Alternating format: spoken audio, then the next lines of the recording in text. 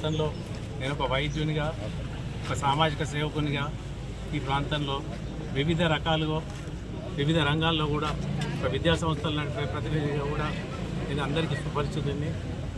నా యొక్క అనుభవాన్ని మరి ఈ ప్రాంతంలో నాకున్న ప్రత్యేకతను గుర్తించి మా కాంగ్రెస్ పార్టీ ఇన్ఛార్జి గారు ఝాన్సీ రెడ్డి గారు, ఎమ్మెల్యే యశస్విని రెడ్డి గారు కూడా మరి ఈరోజు నన్ను తొర్రూరు 11వ వార్డులో కౌన్సిలర్ అభ్యర్థిగా నిల్చోమని ఆజ్ఞాపించడం జరిగింది.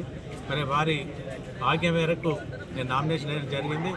తప్పకుండా తొర్రూరు పట్టణంలో నాకున్న గుర్తింపు మరి నాతోటి వివిధ సంఘాల వారికి అయితేంది, మరి ప్రజాప్రతినిధులకైతేంది, తర్వాత అన్ని సంఘాలతోటి, ముఖ్యంగా అన్ని షాపులు మరి అన్ని సంఘాలతో కూడా నాకున్న సంబంధాన్ని బట్టి నేను తప్పకుండా విజయం సాధిస్తా, మంచి మెజార్టీతో విజయం సాధిస్తా.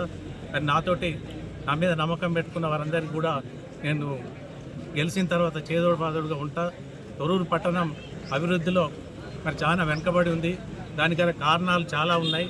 మరి నిధులుండి కూడా చేయలేని, ఒకసారి అయితే చేద్దామనుకుంటే నిధులు లేని కారణాలు అన్నీ కూడా నాకు తెలుసు.